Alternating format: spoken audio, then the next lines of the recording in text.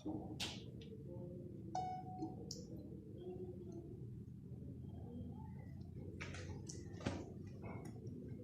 आइए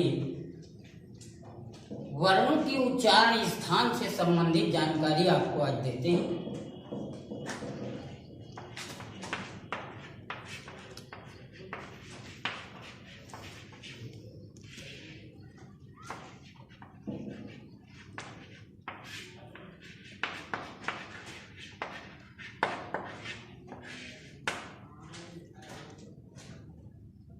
जैसा कि आप जानते हैं कि वर्णमाला कक्षा प्राइमरी से लेकर आप पढ़ते चले जा रहे हैं और यही मूल स्थान भाषा का एक सिद्धांत है। तो आप देखते हैं कि हम वर्णमाला देखते हैं। वर्णमाला में 5 अनुभाग होते हैं: कावर्ण, चावर्ण, टावर्ण, तावर्ण और पावर्ण।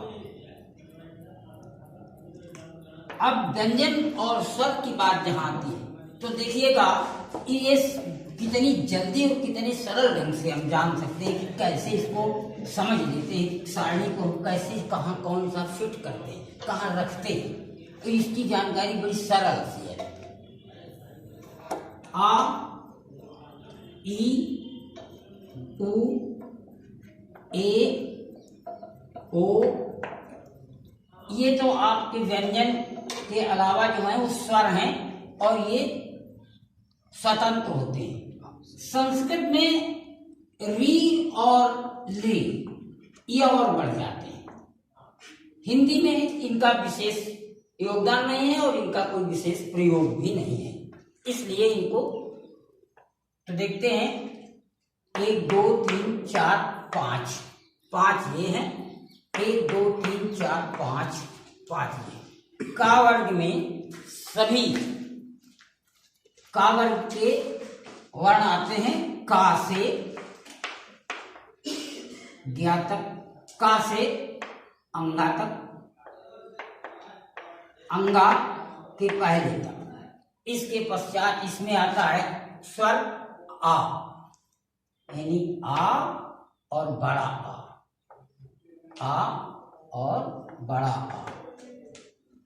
इसको हम कहते हैं कि अक ही विसर्जनीय, अर्थात अकु ही विसर्जनीय, अर्थात आ का ह और विसर्ग, आ का ह और विसर्ग।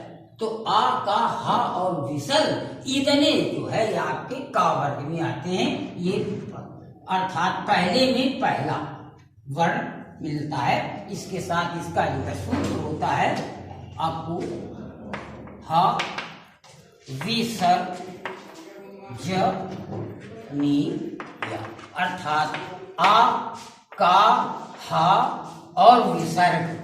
तो इसका तात्पर्य हुआ का से लेकर के अंगा तक तो ये आ गया, आ गया और हा आ गया तथा विसर्ग, ये इतना ये आपका आता है का वर्ग में।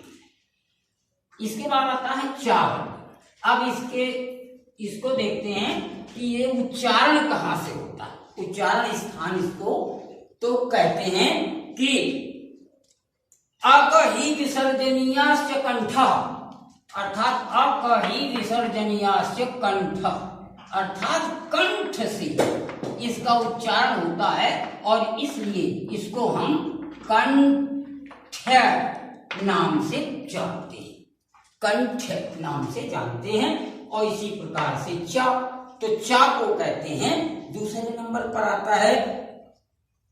देखिए इसका एक चीज और बता देते हैं कि जैसे मैंने इसका क्रम दिया उसी तरीके से उच्चारण स्थान का भी क्रम है। कंठ, गला, हमारा जो भी उच्चारण है गले से ऊपर के एक ये यंत्र है और इसमें अलग अलग जो उप यंत्र लगे हुए हैं उनके माध्यम से देखते हैं। तो क्या देखते हैं कि का कंठ जो है वो पहला स्थान माना जाता है नीचे से। कंठ के बाद आता है तालु, तो ये तालु होता है। तो ये कंठ, तालु और फिर इसके बाद आता है मूर्धन्य अर्थात मूर्धा, फिर आता है दंत और फिर आता है होष्ठ। होठ, दंत, मूर्धा और तालु और कंठ, ये 5 ये है और 5 ही ये स्वर हैं और 5 ही ये आपके वर्ग हैं। तो ठीक रखने, अगर पूछ दिया जाता है कि बताइए 4 वर्ग में कौन कौन से आएंगे, तो निश्चित तौर से जब नंबर 2 पर ये आता है तो नंबर 2 का ये स्वर आएगा। इसके अलावा सूत्र बताता है तो उसमें आप 1 सेकंड में सूत्र के माध्यम से जान सकते हैं। देखिएगा, 4 वर्ग में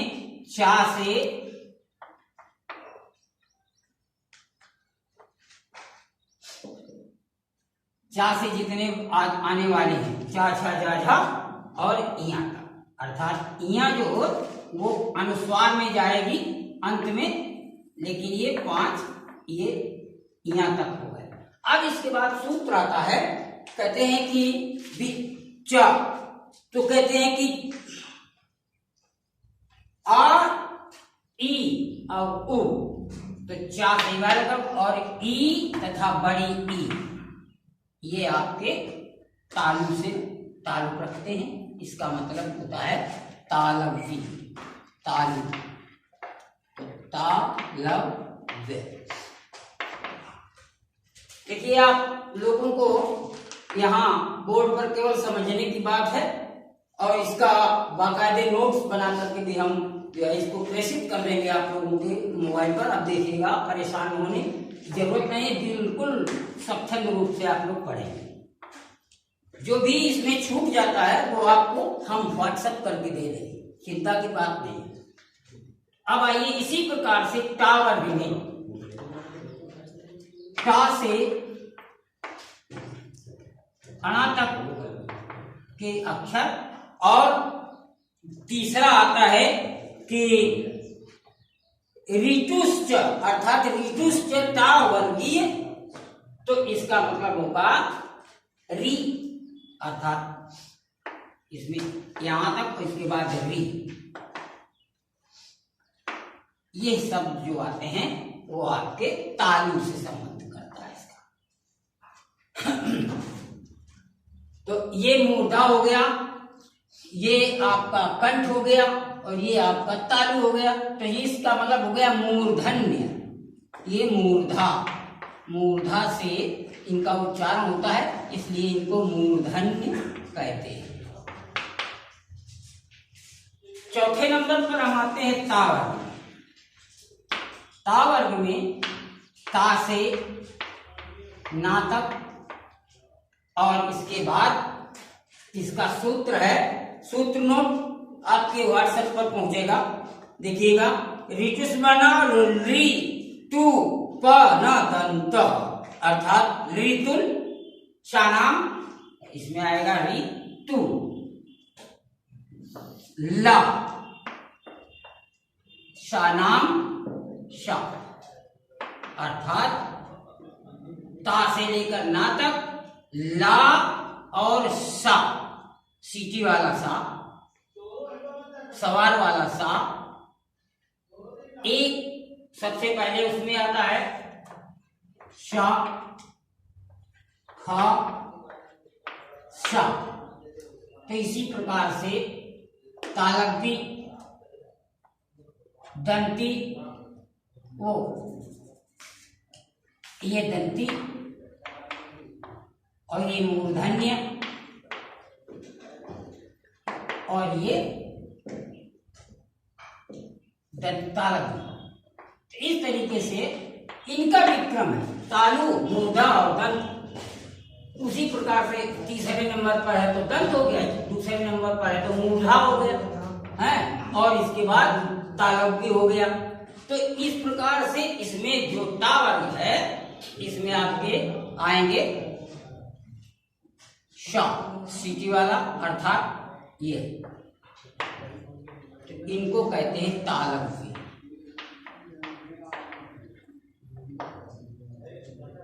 ओ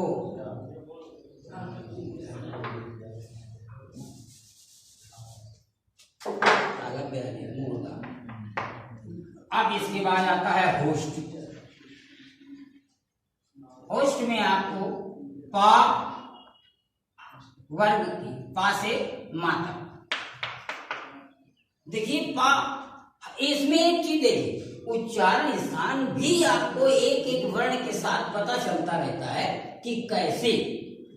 अब पा को आप बिना होठ के मिलाए उच्चारण कर ही नहीं सकते।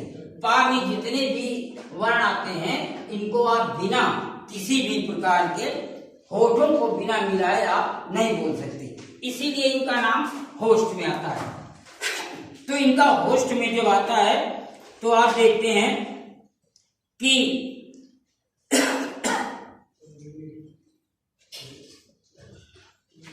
किसमें आएगा, उ उ,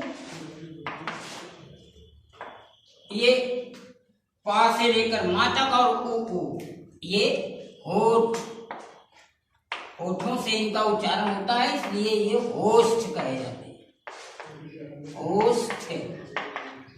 इस प्रकार हम 5 वर्ग को तो यहां तक देखते हैं। इसके बाद जो शेष रहते हैं वो ए ऐ ओ औ या रा ला वा, ये जो है अंतस्थ कहे जाते हैं। या रा ला वा अंतस्थ कहे जाते हैं। और ए ऐ कंठोष्ठ होता है, ओ औ कंठोष्ठ होता है। इस तरीके से इनके ये देखिएगा ए ऐ और अनुस्वार और ए ऐ।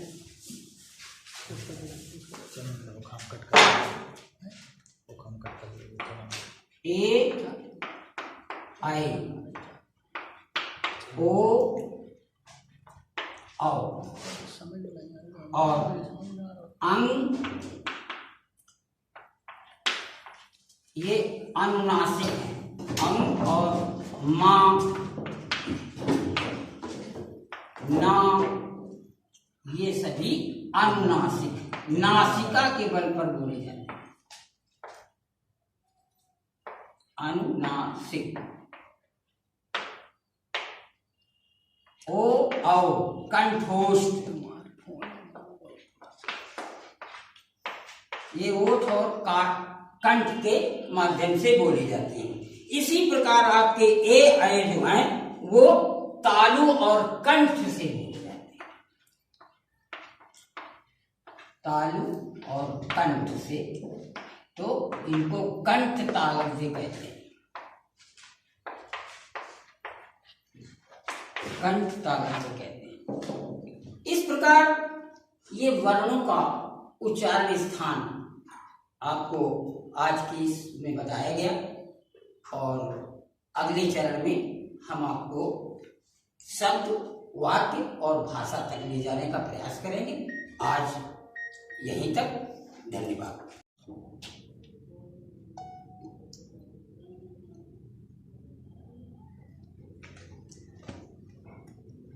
तो आइए वर्णों के उच्चारण स्थान से संबंधित जानकारी आपको आज देते हैं।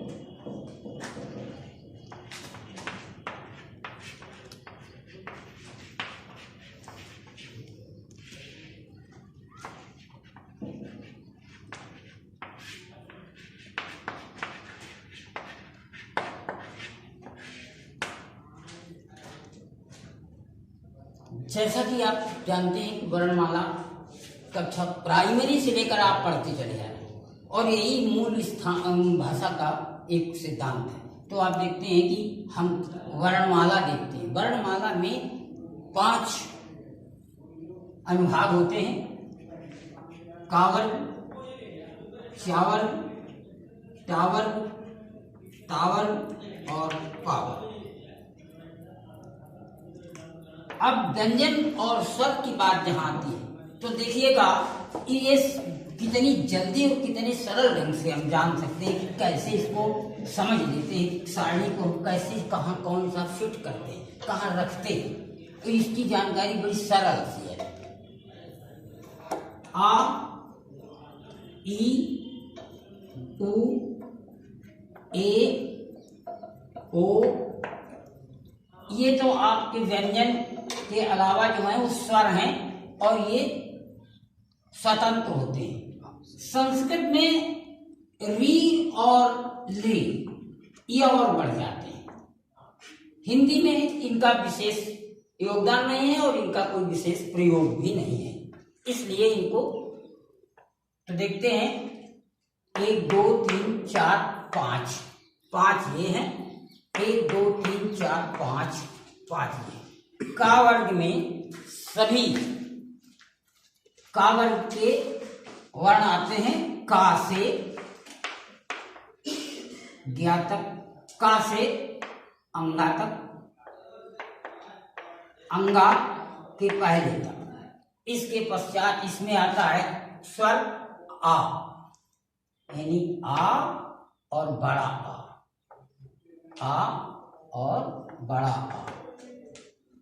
इसको हम कहते हैं कि अक ही विसर्जनीय, अर्थात अकु ही विसर्जनीय, अर्थात आ का हा और विसर्ग, आ का हा और विसर्ग।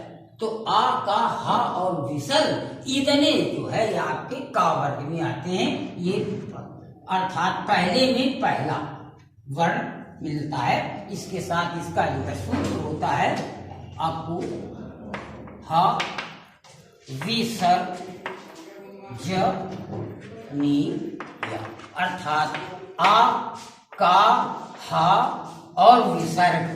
तो इसका तात्पर्य हुआ का से लेकर के अंगा तक तो ये आ गया, आ गया और हा आ गया तथा विसर्ग, ये इतना ये आपका आता है का वर्ग में। इसके बाद आता है चा वर्ग। अब इसको देखते हैं कि ये उच्चारण कहाँ से होता है, उच्चारण स्थान इसको तो कहते हैं कि अक ही विसर्जनीयाश्च कंठ, अर्थात अक ही विसर्जनीयाश्च कंठ, अर्थात कंठ से इसका उच्चारण होता है और इसलिए इसको हम कंठ नाम से जानते हैं, कंठ नाम से जानते हैं।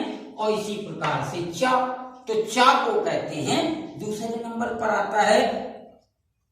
देखिए इसका एक चीज और बता देते हैं कि जैसे मैंने इसका क्रम दिया उसी तरीके से उच्चारण स्थान का भी क्रम है।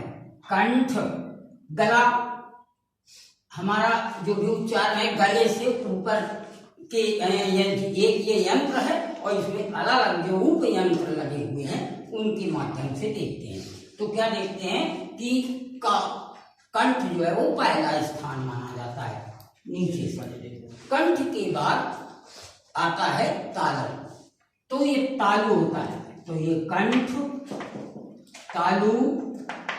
और फिर इसके बाद आता है मूर्धन्य अर्थात मूर्धा, फिर आता है दंत और फिर आता है होठ, होठ दंत मूर्धा और तालु और कंठ, ये 5 ये है और 5 ही ये स्वर हैं और 5 ही ये आपके वर्ग हैं। तो ठीक रखने, अगर पूछ दिया जाता है कि बताइए 4 वर्ग में कौन कौन से आएंगे, तो निश्चित तौर से जब नंबर 2 पर ये आता है तो नंबर 2 का ये स्वर आएगा।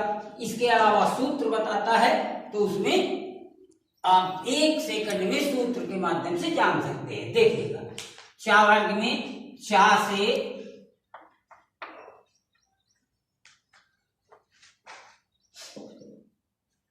से जितने आने वाले हैं चा छा जा झा और इया का, अर्थात इया जो हो वो अनुस्वार में जाएगी अंत में, लेकिन ये 5 ये इया तक हो गए। अब इसके बाद सूत्र आता है, कहते हैं कि चा, तो कहते हैं कि आ ई और उ, तो चा से वर्ग और ई तथा बड़ी ई ये आपके तालु से ताल्लुक रखते हैं। इसका मतलब होता है तालव्य, तालु, तो तालव्य। देखिए आप लोगों को यहाँ बोर्ड पर केवल समझने की बात है और इसका बाकायदे नोट्स बना करके भी हम इसको प्रेषित कर देंगे आप लोगों के मोबाइल पर। अब देखिएगा, परेशान होने की जरूरत नहीं, बिल्कुल स्वच्छंद रूप से आप लोग पढ़ेंगे। जो भी इसमें छूट जाता है वो आपको हम व्हाट्सएप करके दे देंगे, चिंता की बात नहीं। अब आइए इसी प्रकार से टा वर्ग में टा से अणा तक के अक्षर, और तीसरा आता है कि ऋतुश्च अर्थात ऋतुश्च टा वर्गीय, तो इसका मतलब होगा री, अर्थात इसमें यहां तक और इसके बाद री, ये शब्द जो आते हैं वो आपके तालु से संबंध करता है इसका। तो ये मूर्धा हो गया, ये आपका कंठ हो गया, और ये आपका तालु हो गया। तो ये इसका मतलब हो गया मूर्धन्य। ये मूर्धा, मूर्धा से इनका उच्चारण होता है, इसलिए इनको मूर्धन्य कहते हैं। चौथे नंबर पर हम आते हैं ता वर्ग। ता वर्ग में ता से ना तक, और इसके बाद इसका सूत्र है, सूत्र नोट आपके व्हाट्सएप पर पहुंचेगा, देखिएगा। ऋतुस्मना री तु प न दंत, अर्थात ऋतुल शानाम, इसमें आएगा री तु, ला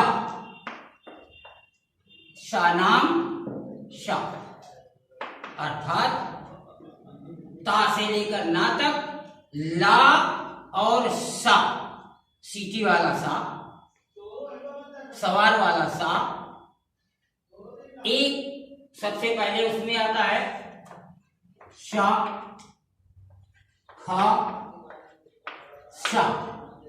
तो इसी प्रकार से तालव्य, दंती, वो ये दंती, और ये मूर्धन्य, और ये दंतालव्य। तो इस तरीके से इनका विक्रम है, तालु, मूर्धा और दंत। उसी प्रकार से तीसरे नंबर पर है तो दंत हो गया, दूसरे नंबर पर है तो मूर्धा हो गया है, और इसके बाद तालव्य हो गया। तो इस प्रकार से इसमें जो टा वर्ग है, इसमें आपके आएंगे शा, सीटी वाला, अर्थात ये, तो इनको कहते हैं तालव्य।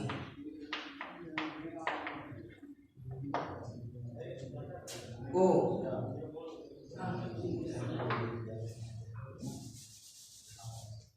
तालव्य मूर्धा। अब इसके बाद आता है होस्ट। होस्ट में आपको पा वर्ग की, पा से माता। देखिए पा, इसमें एक चीज देखिए, उच्चारण स्थान भी आपको एक एक वर्ण के साथ पता चलता रहता है कि कैसे। अब पा को आप बिना होठ के मिलाए उच्चारण कर ही नहीं सकते। पा में जितने भी वर्ण आते हैं, इनको आप बिना किसी भी प्रकार के होठों को बिना मिलाए आप नहीं बोल सकते, इसीलिए इनका नाम होस्ट में आता है। तो इनका होस्ट में जब आता है तो आप देखते हैं कि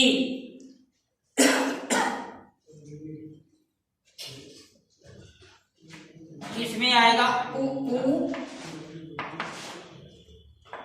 ये पा से लेकर मा तक, और उ, ये होठ, होठों से इनका उच्चारण होता है, इसलिए ये होस्ट कहे जाते हैं, होस्ट। इस प्रकार हम 5 वर्ग को तो यहां तक देखते हैं। इसके बाद जो शेष रहते हैं वो ए, ऐ, ओ, औ, या, रा, ला, वा, ये जो है अंतस्थ कहे जाते हैं। या, रा, ला, वा अंतस्थ कहे जाते हैं, और ए, ऐ कंठोष्ठ होता है, ओ, औ कंठोष्ठ होता है। इस तरीके से इनके, ये देखिएगा ए, ऐ और इनको अनुस्वार और एक है।